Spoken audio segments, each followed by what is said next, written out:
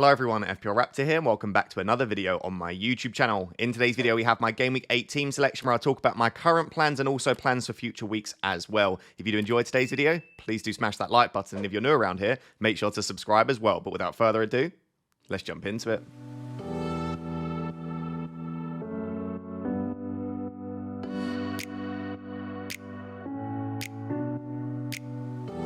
This is when we know FPL is finally back after the international break with the team selection video. And if you are excited for the content and FPL to be back, please do smash that like button. Let's aim for 2,000 likes on this video. And please do consider subscribing as well. I do really appreciate it.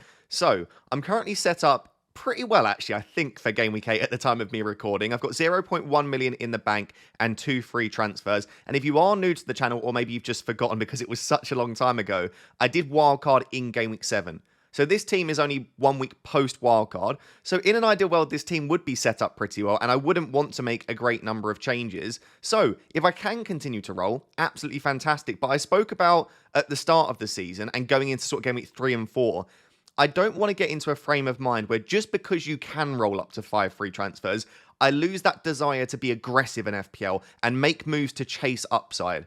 So I think there is going to be a fine balance. If your team is well sorted and you don't suffer with injuries and rotation and all of the things that come with FPL, if you do have that ability to keep rolling, I don't think it's always an obvious thing to just say, yeah, just keep rolling, keep rolling, keep rolling, because again, there is the upside to chase. Just because you don't need to use a transfer doesn't always mean that it isn't going to be something that will benefit your team.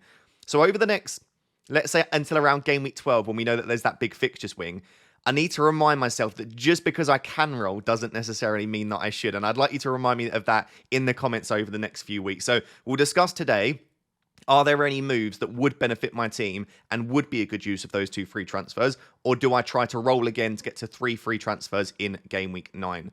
Even though I've just said that before I talk about my players, I also think there is some value trying to go into Game Week 12 when we know there's that big fixture swing and we might want to start switching premiums around and start targeting some other fixtures. It might be worth trying to go into Game Week 12 with 3 to 5 free transfers. I think that will put you in a really strong position. So my team is currently rated at 98%, which is the highest it's been all season, which tells me that I am on the right tracks at the moment. Predicted to get 66 points this week as well. Starting in goal, I've got David Raya.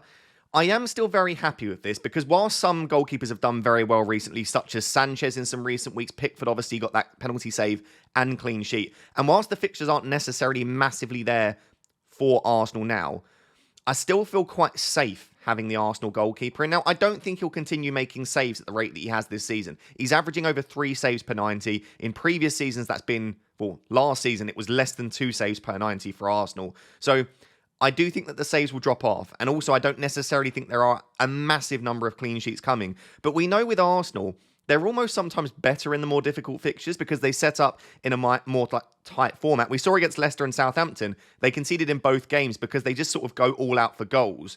So I could still see there being, across the next 5, 2 to 3 clean sheets for Arsenal. And that would obviously be ideal because I have the Arsenal double up in defence. But yeah, if I was picking now, would I have David Raya? I mean, I might go for someone like a Sanchez or I might go for a Pickford just to free up some funds a little bit. But at the same time, I've already made that decision and I don't necessarily mind it too much. And then from Game Week 12 and beyond, from that Forest game and beyond, the fixtures do start to pick up a little bit for Arsenal once again. So all in all, I know across the next 4 weeks when they play the likes of Liverpool and Chelsea, I'm going to be looking at double Arsenal defence, and on paper it's not going to be looking perfect.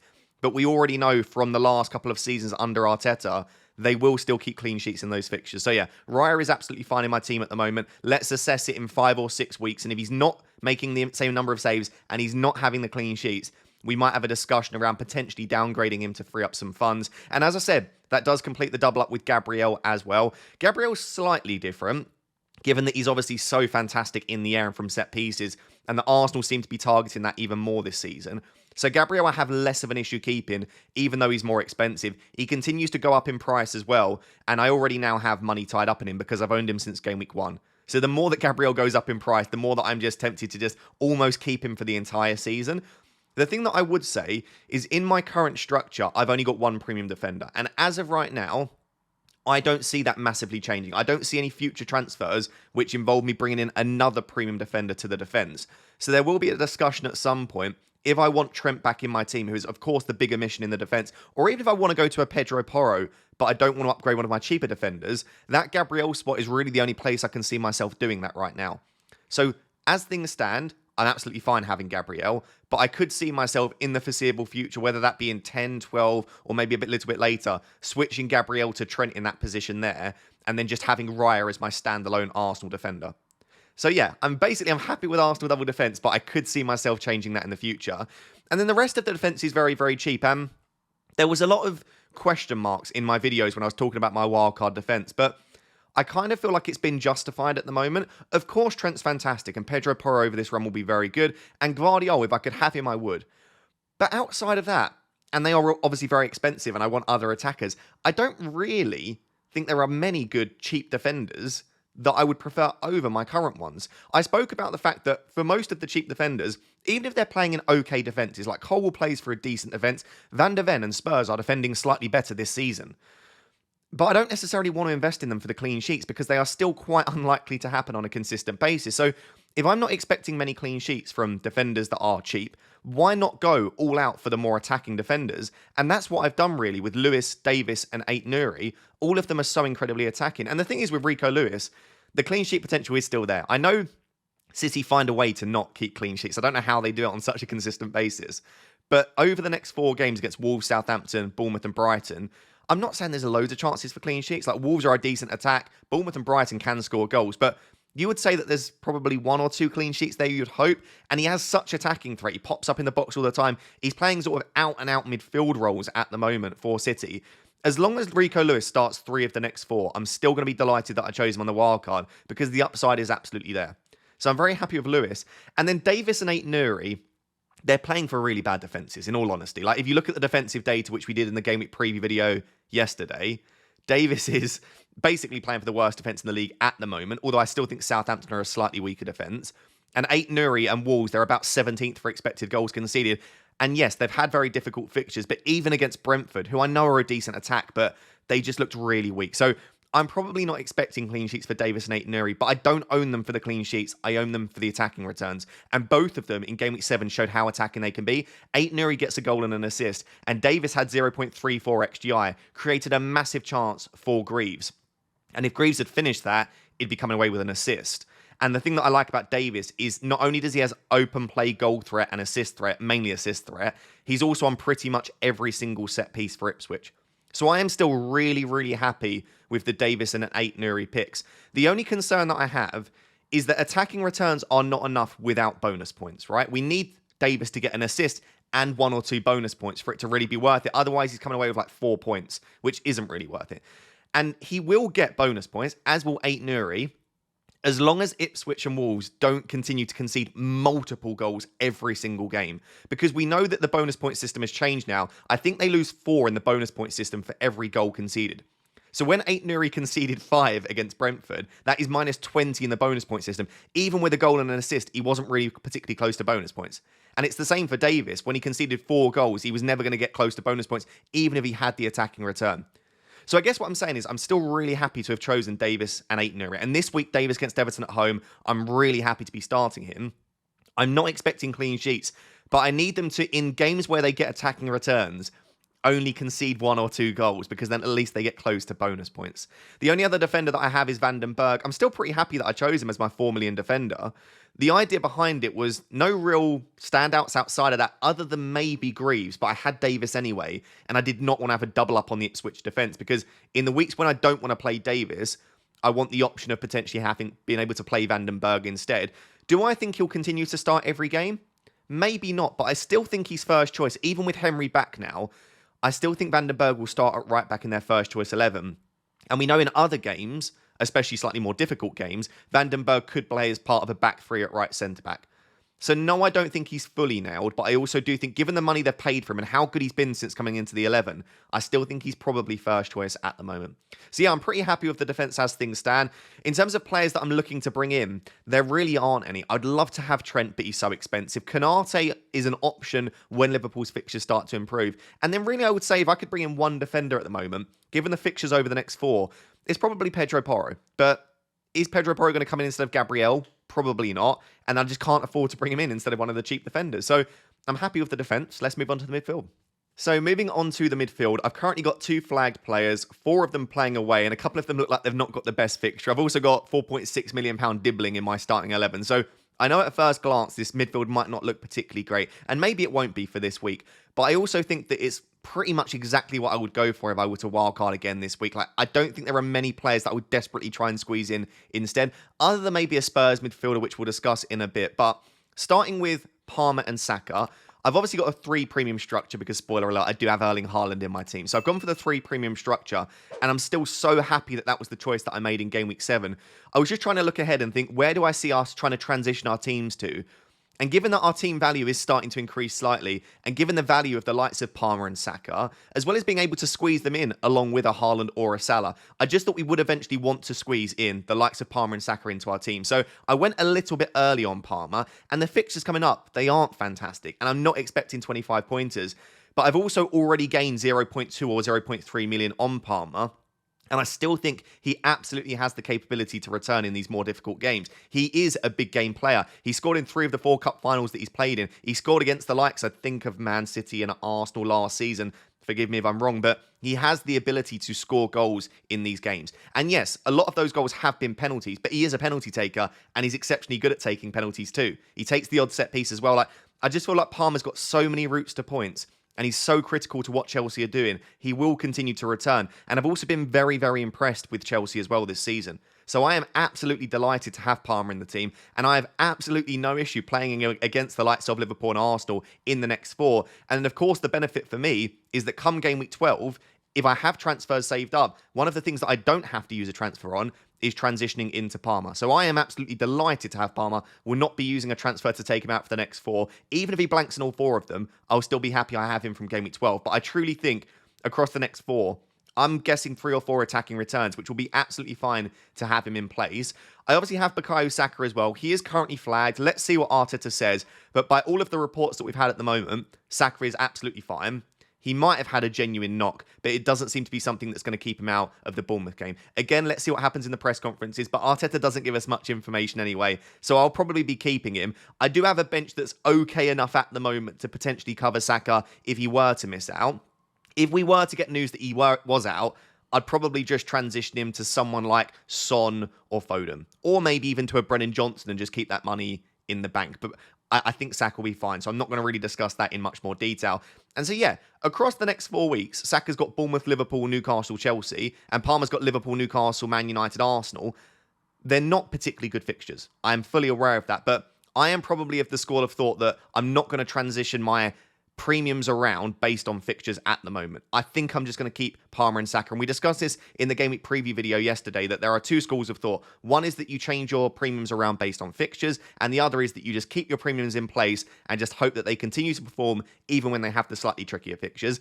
And I'm leaning towards the philosophy in my team at the moment of just keep Palmer and Saka in. They are so good. The data's good. They're on penalties. They're on set pieces. They will continue to return even when the fixtures aren't quite there. Because I could, in all honesty, given the fixtures, assuming Heung-min Son is fit, I could say, do you know what? Palmer and Saka to Son and Foden, attack the next 4 weeks, and then get back to Palmer and Saka a bit later. But given the money I've got tied up, and in all honesty, given that I think Palmer and Saka are just better assets than Son and Foden, I'm just going to keep them in for the time being. So that's the case with the 2 premiums. Obviously, Mohamed Salah is the only other premium I've not discussed.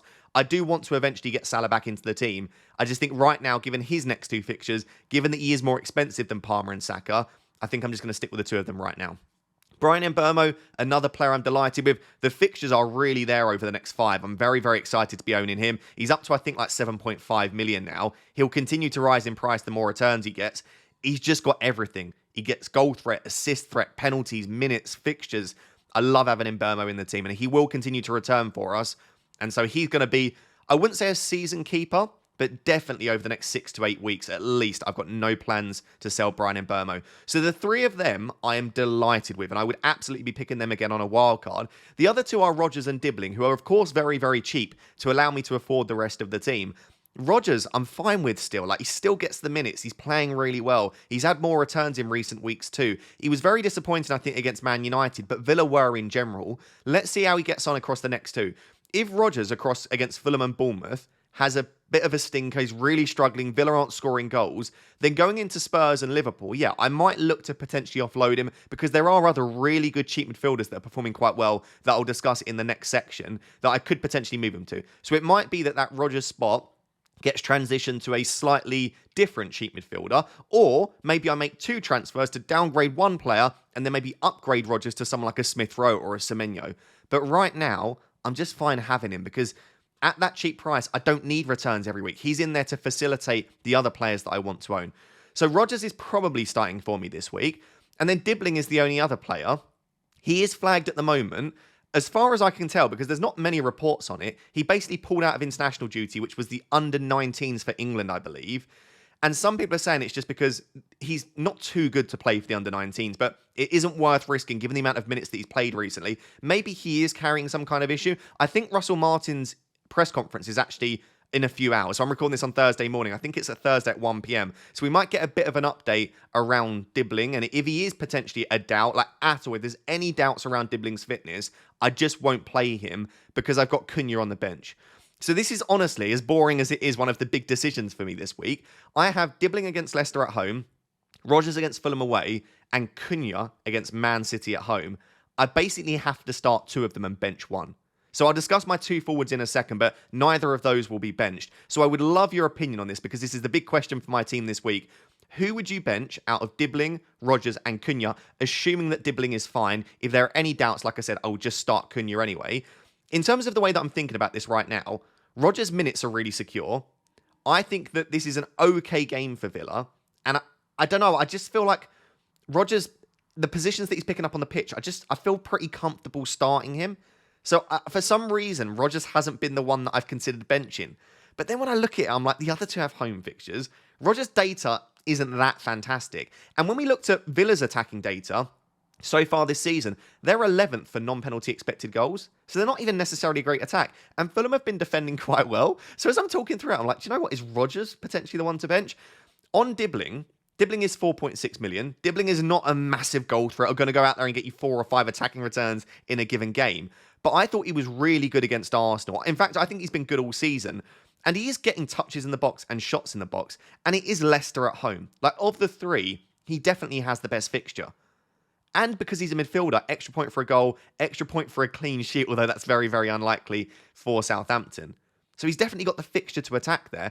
And then with Cunha, City do look quite vulnerable defensively. Cunha is the most likely of the 3, I would say, to play 90 minutes. And Cunha is probably on penalties. And he has the best data of the 3. So you've got a penalty-taking 90-minute man with the best data.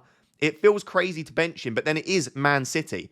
The other thing that's making me, at the moment, bench Cunha is I am starting Rico Lewis. Now, there is a world in which Rico Lewis gets an attacking return and a clean sheet, comes off at 60 minutes. Cunha then scores 3 goals post 60 minutes in the ideal world. So I could get lots of returns from the pair of them. But I'm almost thinking, do you know what? If I'm just backing Lewis here, why not fully back it, go all in and bench Cunha? I don't really know. I mean, at the moment, as you can see, Dibbling and Rodgers are in my starting 11. But the more I'm thinking about it, I'm like, do you know what? Is it Rodgers that I bench? Is it Cunha and Dibbling that start with their 2 home fixtures? Also, and I don't recommend you regularly make decisions around this, but Rodgers is the highest owned at my current rank by some distance. Like, no one's really owning and starting Dibbling and Cunha. So maybe I just go all in on the more differential options and bench the more highly owned asset and just start Cunha and Dibbling. Who knows? I would love to know, though, down below. I'm not going to talk about it anymore because it might be that Dibbling's a doubt or something like that, and then I don't really need to think about it. But if they are all fit and available, who would you bench? Dibbling, Rodgers or Cunha? Let's look at the 2 forwards and then my current watch list for Game Week 8. So moving on to the 2 forwards and then looking at the team in its entirety, I currently have Solanke and Haaland in the starting 11 with Haaland captain and then Cunha on the bench as we spoke about. Beyond this week, and maybe even this week in all fairness, it will be a 3-4-3 and Cunha will be starting for me every week because the fixtures are absolutely brilliant from Game Week 9 and beyond. And that's why I chose 8 Nuri as well. So those 2 Wolves players most weeks will be starting for me from Game Week 9 and beyond. And I just need to hope that Wolves do start to improve. But we did see in Game Week 7 why sometimes the team and who they play for is important. But it also is a game of individuals, right? Because Wolves lost 5-3, but Cunha and 8 Nuri both got me 9 pointers. So all I need from Wolves is that they continue to score goals, and hopefully those two are involved in them. And we also saw how much of a bonus points machine Cunha is, by the way. So very happy with those two Wolves players, and from 9 and beyond, they will be starting for me. And then Solanke and Haaland, I'm honestly really happy. Starting with Solanke, there are some concerns, and I absolutely understand it, because if you watch the games, let's focus on eye test at the moment. Solanke's not getting quite as many clear-cut goal-scoring opportunities as you want, especially against Brighton. He actually had 0 shots. So 0 shots, 0 XG. It did almost look like there was no real desire for the players to find him. It did genuinely look like at points he was almost like a distraction method, where he was occupying the centre-backs, and then the likes of Werner, Kulusevski and Johnson were the ones getting the opportunities to score goals. If that continues, that is obviously a massive issue, considering the price of 7.6 million that we are currently paying for Solanke. Like, even if he was 6.5, you'd still need goals as well. But at that price, you can't afford for him to not be getting goal-scoring opportunities. So I appreciate that if this continues, there's a big issue. However, I think there is a massive knee-jerk, because I spoke about all of this week on FPL Therapy and in the Game Week preview. In Game Weeks 5 and 6, Solanke had the most big chances in the league at 7. 7 big chances in 2 weeks. He had 2.91 XG in 2 games, almost 3 XG, which was league topping. It was higher than the likes of Palmer and Havertz, who had a ridiculous number of chances. Those were the weeks where Palmer got his 25-pointer. So Solanke was brilliant in terms of the quantity and quality of chances he was getting in the 2 weeks prior to Game Week 7. So I don't want to overreact based on 1 week, but if against West Ham, again, he's not getting many goal-scoring opportunities, and maybe against Palace if he's not, I'd be giving him at least 2 weeks. I know he then goes into Villa and Ipswich at home, which aren't awful fixtures, especially that Ipswich one, but I would start to consider moving him on then. And obviously in Game Week 12 when he plays against City, if over this 4-game period he's not really been impressive, I'd absolutely consider selling him. And in all honesty, even if he has been impressive, I am looking at something like Solanke to João Pedro in Game Week 12, because Brighton go on a really nice fixture run, and that would free up some funds for me to be able to upgrade someone like Rodgers or Dibbling, or maybe even move Gabriel to Trent. So I don't want to plan too far in advance. We'll discuss maybe that in the future section of the video, but Solanke's certainly a player that I've got my eye on. But for now, I'm absolutely fine having him, and West Ham at home feels like a really nice fixture. It does also just make me feel a little bit better, because one player that I would like to own is Brennan Johnson, and I don't have Brennan Johnson. And I know a lot of people have also James Maddison, and I do feel like a little bit light on Spurs, like no Pedro Porro. I've seen quite a few people with double or triple Spurs, and they have been attacking extremely well. They have the highest non-penalty expected goals out of any team in the league this season. So Solanke does just make me feel a little bit safer having a little bit of Spurs coverage in their attack. And then Erling Haaland, the absolute fraud Erling Haaland that blanked for me last week. I owned him. Like, what's all the fuss about with Erling Haaland? I just don't get it. Like, I brought him in, captained him, and he blanks. He has blanked 2 games in a row. And I did speak about an FPL Therapy. Across the last 2 weeks, Haaland is 19th for non-penalty expected goals in the Premier League. The likes of Dango from Bournemouth, the likes of Timo Werner, Soboslai, all have greater goal threat than Haaland across those 2 games. And I spoke about that Nkunku in 20 minutes has higher non-penalty expected goals than Haaland has in 180. So across the last 2 weeks, Haaland hasn't been unlucky not to return. He's not getting the same quantity of chances that we would expect that he normally would. And he's also not finished some of the chances that he did get. But that's 0 big chances in 2 weeks. It's not good. And I think people are pointing to Rodri. I actually think KDB is the bigger issue in terms of creating chances for Haaland. However, 2 games is such a small sample size. We know from past games that he actually has struggled against Newcastle on numerous occasions. It's 1 goal in 5 games now against Newcastle. And Fulham have been much better defensively this season. So I'm not going to worry too much. And given that the next 2 games are Wolves and Southampton, I've got to captain him in both of those, because I just don't see viable alternatives, especially in my team. This week, there is no viable alternative. I'm not going to captain Palmer or Saka against Liverpool or Bournemouth, especially away. Solanke, he could do well, but he's not a captaincy option ahead of Haaland for me. We saw how poor Wolves were defensively. And then next week, again, I've got Palmer against Newcastle, no. Saka against Liverpool, no. Solanke against Crystal Palace, not an option. The only potential is I've got Mbeumo against Ipswich at home. You could look there, but it's Haaland against Southampton at home. So really, I have to keep and captain Haaland for the next 2 games. But beyond that, if Haaland does fail to deliver for us across the next 2 games, from game week 10 and beyond, especially given that Salah has a few decent games in a row, I might look to transition back to a Salah draft. and remove Haaland. But for now, I'm not panicking too much. He's still fantastic. We saw him scoring goals for fun in the international break as well. I'm sure he'll get back to it very, very soon. So there we go. That is the team as things stand. I mean, I'm going to talk about my watch list in a second, but as you can see, like there's no real desire for me at the moment to desperately remove any of these players. And there are, of course, a few players. Like, I don't have any Liverpool, could add a Spurs midfielder, but there are also no players that I feel like I'm desperately missing for this upcoming fixture run. So I'm very, very happy. The main decision for me is Dibbling, Rodgers, Cunha, bench one of them. Do let me know down below. Let's now take a look at my watch list for Game Week 8 and beyond. So guys, moving on to my Game Week 8 watch list. And like I said, whilst I'm not necessarily planning a transfer right now, I think it's worth updating your watch list constantly and the players that you're looking at bringing in so that if you are forced to make a transfer, you don't then all of a sudden think, oh, who do I actually want to bring in? So I'm always updating this and trying to think at different price points as well. But you can see in the defence, there aren't any real cheap defenders that I'm considering at the moment. I think if I were to bring one in, Doggy. I know he's still quite expensive, but he's at 4.9 million. I know you've got Van de Ven and Colwell who play for the same teams as Porro and Gusto, but neither of them have the attacking threat really. So I'm not desperate to look to bring in either of those. But if I did have unlimited funds, and let's say I could bring in a defender for the next 4, it would be Pedro Porro. Given 3 home games in the next 4, he's got the attacking threat. Spurs have improved defensively this season as well. So yeah, Pedro Porro is the one player that I would like to have in the defence that I don't right now. But there are sort of 2 blocks coming up of fixtures. And I've spoken about this all week, but Game Week 8 to 11, some teams have good fixtures. And then for Game Week 12 and beyond, other teams have good fixtures. And there aren't many teams that have good fixtures now and also 12 and beyond. I would say that the only teams that I can really think of, maybe like Ipswich have good fixtures now and beyond. Maybe Wolves, which is why I have the likes of Aitneri and Davis. But for example, Spurs' fixtures are great for the next 4. They then turn a little bit from 12 and beyond. Chelsea's fixtures are not good for the next 4. But then I really like them from 12 and beyond, which is why I'm looking at maybe someone like a Gusto as a longer term pick if he can nail down that starting spot in the 11. Let's say Reece James doesn't come back to full fitness, which looks fairly likely given that he just can't maintain that.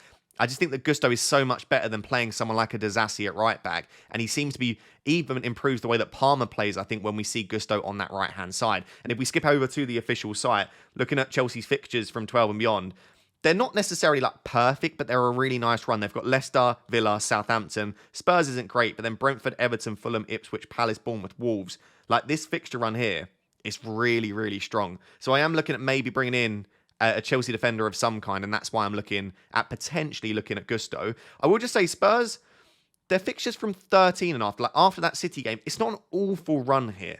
I don't think that it's great from a defensive perspective, but if you were to just want to hold a Spurs player longer term, the fixtures aren't necessarily awful. So I don't mind it.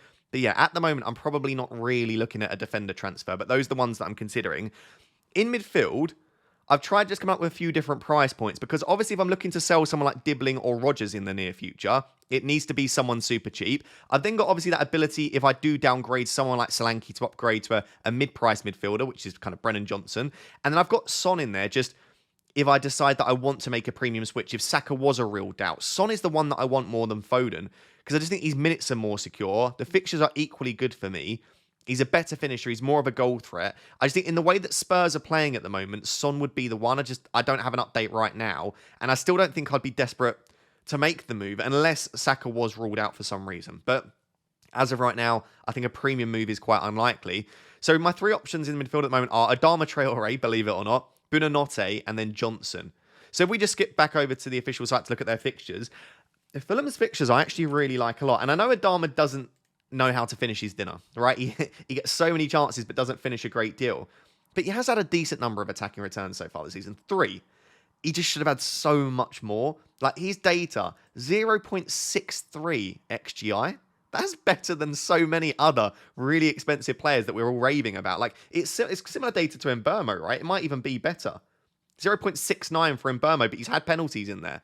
So if you take that away, like, he's got outrageously strong data. It's just about, yeah, will he finish them? The minutes have also been really good as well. He started every game this season. And when I look at the fixtures coming up, they are really there for Fulham, Villa, Everton, Brentford, Palace, Wolves, Brighton. Like, it's a really decent fixture run. So I think if I were to bring in a cheap midfielder at the moment, I'd be very tempted. As I said, Buonanotte is the other option. I just don't know about his long-term minutes, right? He started the last 2 games. He also started the first 2 games of the season as well. I think he is relatively nailed on to start most games, and his minutes seem to be pretty good. The data's just not very strong. This is more of an eye test pick. When I watch Leicester, I've been very impressed by the eye test, but I need more than eye test because I'm a data-driven manager. So I'm not desperate to sell Rodgers or Dibbling at the moment, but they're probably the two that I'd be looking at. And then, yeah, Brennan Johnson is another player that I'm definitely considering. I just don't really have that price point in my team at the moment to sell to unless I make a downgrade or unless I was selling Brian Mbeumo. So not really planning a midfield transfer at the moment, but those are the four that I'm currently looking at. With the forwards, I like some of the forwards a lot that I don't currently own. And at the moment, Wood, Jimenez and Welbeck are on my list. Welbeck's really a consideration from Game Week 12 and beyond when Brighton's fixtures start to improve. Let's jump back over to the site. This is a section of how many times can we jump between sections. But I like Welbeck and João Pedro from Game Week 12 and beyond because Brighton go on a really nice fixture run. It's Bournemouth, Southampton, Fulham, Leicester, Palace, West Ham, Brentford, Villa. This little run here is lovely. They then even play against Ipswich United, Everton, Forest after that. So I definitely think that a Brighton double up is quite likely for me from sort of Game Week 12 and beyond. I'm looking at maybe even like a Lewis Dunk. Estepinian, if he can nail down a spot in the starting 11 and stay fully fit, he could even become an option. You've got the likes of Matoma, Minte in midfield if they're getting good minutes, and then Welbeck and João Pedro. Like, there are lots of options. I think I'd be interested in Brighton, mainly from 12 and beyond, because for the next few, Wolves is a good fixture. Newcastle's not awful, but Liverpool and City after that. So I'm probably going to avoid until around Game Week 12 Brighton, but I've got my eye on them. Chris Wood's an interesting option because I don't love him as like a player when I watch. Like, he feels very boring to watch, and I don't really rate him from a footballing perspective other than he's fantastic at scoring goals, and that's what you need really. But he is a good finisher in terms of he finishes those clear-cut chances, but the data's not even been that great for Chris Wood this season. I'm surprised he's got the number of goals he has. He's got 4 goals from 2.5 XG, so maybe that can continue for him, but it also feels like it could be slightly unsustainable. Also, the one game that Gibbs White wasn't available in, he had 0 shots against Fulham. Also, there has been rumours going around and pictures going around on, I think it was Gibbs White's girlfriend or fiance's or wife's TikTok, where he was on crutches in a boot. I don't know if that's going to be long-term. We haven't had a report on that, but I don't know. I feel like Chris Wood's fine. I feel like he will tick along, but I don't know that I necessarily want to use a transfer. The reason that he's on the watch list, though, the next 3 fixtures are unbelievable. Like, if I want a short-term pick, let's say that I had an injury and I wanted to deal with and I wanted to just attack the next few weeks, it's difficult to get much better than 3 home games in the next 4 against the likes of Palace and West Ham, then an away game against Leicester. Like, it's a really nice run of fixtures. If you've still got Chris Wood, I'd absolutely keep him. And then the other player that I actually really do want is Raul Jimenez. Like, I owned Meniz earlier in the season. Do you remember for the Leicester and Ipswich games? And I think even the West Ham game. And Meniz just blanked. And then obviously Jimenez comes in and just starts 4 in a row, gets 4 attacking returns in a row. He's had 11 shots in the box in those 4 games as well, which is the 4th best in the league. And the data's really good for Raul Jimenez as well, right? 0.81. Obviously, I think he's had 1 or 2 penalties in there. He's had at least 1 penalty in there. So that does not skew the data, but it definitely enhances the data. But it's those next 5 games are really, really good for Fulham. Like, I would love to own Raul Jimenez for this period here. So if I were to decide to downgrade Solanke, I would be very tempted. But the longer that I leave that, they then start to go into a much trickier fixture run here. So yeah, Raul Jimenez is definitely on my list. If you're looking for a cheap forward at the moment, I'd be very tempted. Looks like he's going to continue starting. The minutes have been very good. And Fulham aren't a bad attack at all. So yeah, if I go back to my watch list, those are the players that I'm currently considering at the moment. I just don't feel the need to desperately make any this weekend. And I haven't listed Liverpool players here. And it's not because I don't want Salah and Trent. I just think given their fixtures coming up, around Game Week 12 is probably when I'm more likely to start transitioning. They have Southampton in Game Week 12. It's not the best run of fixtures, but that would probably be the earliest I think that I'd be looking at bringing in a Liverpool player. Let me know if I've missed anyone from the watch list. But yeah, let me know who you're currently considering bringing in for Game Week 8. And let me know if I just skip back to my team now. Let me know what you think of my team for Game Week 8 and if it's pretty well set up. So guys, there we have it. That is my Game Week 8 team selection, my watch list and my current transfer plans around now and also moving ahead towards Game Week 12 and beyond as well. If you did enjoy today's video, please do smash that like button. And if you are new around here and you're not yet subscribed, please do consider doing so. But until next time, thank you very much. Bye-bye.